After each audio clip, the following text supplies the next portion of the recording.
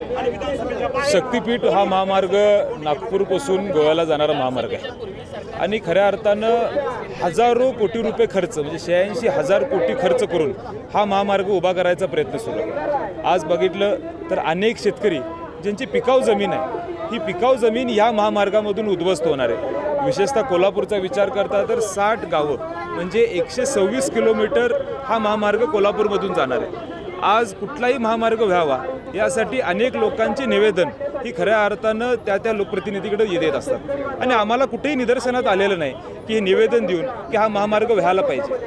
पर्याय रस्ता असताना देखील हा महामार्ग पूर्ण का करावा हा अट्टास राज्य सरकारचा का हा प्रश्न आमच्या समोर आहे आणि हा महामार्ग रद्द झाला पाहिजे अशा प्रत्येक शेतकऱ्यांची इथं मागणी आहे। आणि निश्चितपणेनं इंडिया आघाडी म्हणून असेल महाविकास आघाडी म्हणून असेल ताकदीनं या महामार्गाला विरोध हा आमचा राहणार आहे। हा सरकारनं रद्द केला पाहिजे ही भूमिका स्पष्ट ही आमची सगळ्यांची असते।